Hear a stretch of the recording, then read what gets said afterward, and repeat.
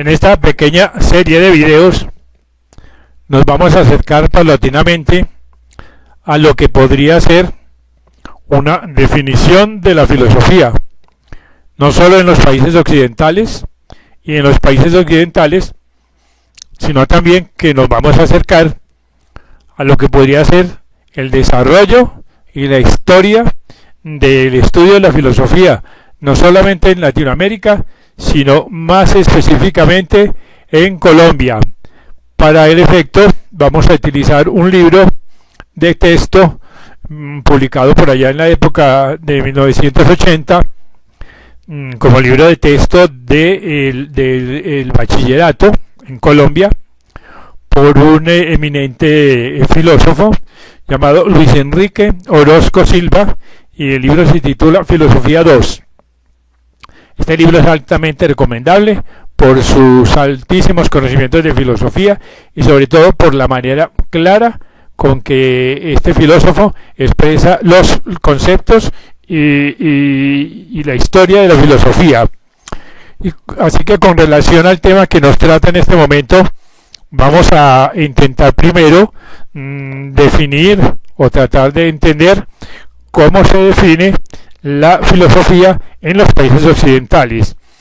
El citado autor dice lo siguiente, abrimos comillas: cuando en una conversación aparecen los conceptos de física, química, medicina o historia, los participantes en general asocian con ellos algo muy concreto.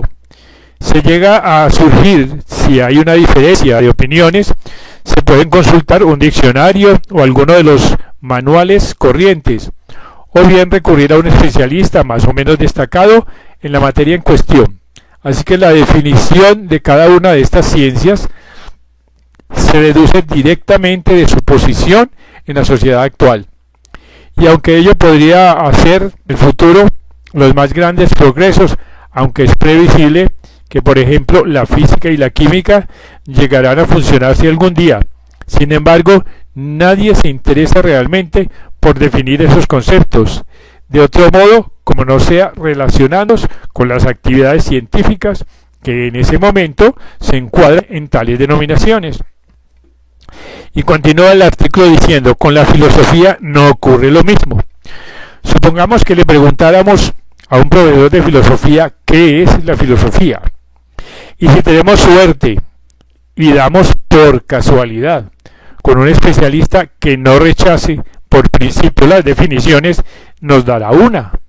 Pero si aceptamos esa definición, pronto comprobaremos, presumiblemente, que no es de ningún modo se reconoce en general o en todas partes. Así que entonces podríamos dirigirnos a otras autoridades o también leer manuales modernos o antiguos. Pero sin embargo, eso solo aumentaría nuestra confusión. Así que muchos pensadores, entre los cuales Platón y Kant son considerados autoridades, quizá de las más interesantes, ven la filosofía como una ciencia exacta, que posee un criterio de verdad propio, un campo de investigación y un objetivo específico. Esta concepción estuvo representada en nuestro tiempo principalmente por el filósofo Edmund Husserl en sus últimos periodos, y otros pensadores como Ernest Mach entienden la filosofía como continuación y síntesis de las ciencias especiales con miras a la formación de un todo unitario, a una síntesis de todo el conocimiento. Y también Bertrand Russell considera que la tarea de la filosofía sería, entre paréntesis, el análisis lógico seguido de una síntesis lógica. Y en esto coincide enteramente con el filósofo T. Hobhouse, según la cual la filosofía tiene como meta una síntesis de las ciencias. Esta concepción se remonta a Augusto Comte y a Herbert Spencer, ya que para estos la filosofía es la totalidad del saber humano. De ahí que posteriormente ella fuera ciencia independiente para unos y disciplina auxiliar para otros. Y con todo el artículo diciendo, si bien la mayoría de los autores de obras filosóficas acentúan el carácter científico de la filosofía, sin embargo, hay también algunos, y no son precisamente los peores, que lo han puesto en duda con particular fuerza. Por ejemplo, para Schiller, cuyos ensayos filosóficos tuvieron quizá mayor influencia que sus dramas, el fin de la filosofía consistía en introducir un orden estético en nuestros pensamientos y acciones. Sus resultados, pues, deberían ser medidos solo según el criterio de belleza. Y otros poetas, como Hölderlin y Novalis, representaron posiciones similares, y aún filósofos puros, como Schiller, por ejemplo, se acercan en muchas de sus afirmaciones a la posición sostenida por aquellos. También Henry Bergson hace hincapié en que la filosofía se hallaría estrechamente relacionada con el arte, y al decir esto, en todo caso, ya no sería una ciencia. Pero eso no es todo, sin embargo. No solo en cuanto al carácter general de la filosofía, las opiniones difieren y se apartan unas de otras, sino que también respecto de su contenido. Encontramos que las opiniones son muy divergentes. Todavía hay, por ejemplo, algunos pensadores para que la filosofía tendría que ver más con los conceptos y leyes supremos del ser, o sea, en última instancia, con el conocimiento de Dios. Y es el caso de las escuelas aristotélicas y neotomistas. Y luego está la concepción relacionada con aquella según la cual la filosofía se ocuparía del llamado a priori. Alexander la describe como el estudio empírico de lo no empírico, o sea, lo a priori, y de aquellos problemas que derivan de la relación de lo empírico con lo a priori, entendiéndose por a priori el espacio, el tiempo y la divinidad. Por fin, otros autores que descienden de los sensualistas ingleses y de la escuela de Fries y Appelt consideran la filosofía como la ciencia de la experiencia interior. Y según los positivistas lógicos, como Carnap, ella se ocupa esencialmente de problemas lingüísticos. Para Windelband y Rickert, cuya escuela tiene muchos adeptos también en los Estados Unidos, se consagran a valores universales, principalmente la verdad, la belleza, el bien y todo lo que es santo. Y por último, tampoco respecto del método. Existe una concepción unitaria con relación a lo que es la filosofía, ya que los neocantianos creen que la actividad filosófica debería consistir en el análisis de conceptos y en su reducción a los últimos elementos del conocimiento.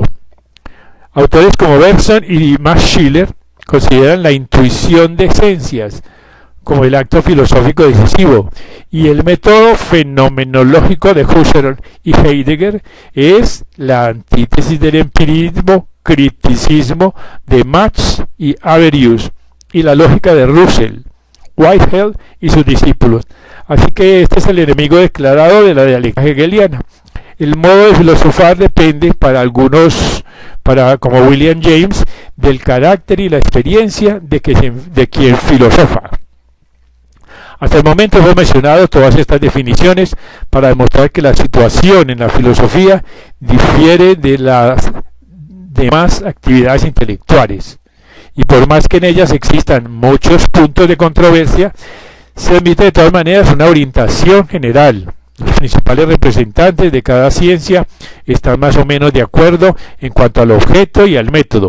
En filosofía, en cambio, la refutación de una escuela por otra implica generalmente su rechazo total, a negar como radicalmente falsas sus teorías fundamentales. Así que esta actitud, claro está, no está compartida por todas las escuelas. Y una filosofía dialéctica, por ejemplo, que sea fiel a sus principios, tenderá, sin embargo, a conservar la verdad relativa de los diferentes puntos de vista y tenderá a integrarla a su propia teoría, que es marcadora. Otras corrientes, como el positivismo moderno, son menos elásticas y simplemente excluyen del campo del conocimiento gran parte de la literatura filosófica, en especial los grandes sistemas del pasado. En síntesis, pues, podemos considerar, como hemos demostrado, que quien utiliza la expresión filosofía comparte con su público muy poco más que una vaga idea. Este pues es un artículo que nos explica brevemente los conceptos manejados en Occidente con la filosofía, que difieren muchísimo unos de otros. En el próximo video vamos a analizar brevemente lo que podría ser el concepto de la filosofía en los países occidentales, orientales, de tal manera que podamos comparar ambos conceptos antes de llegar a lo que podría ser la filosofía en Latinoamérica y la filosofía en Colombia.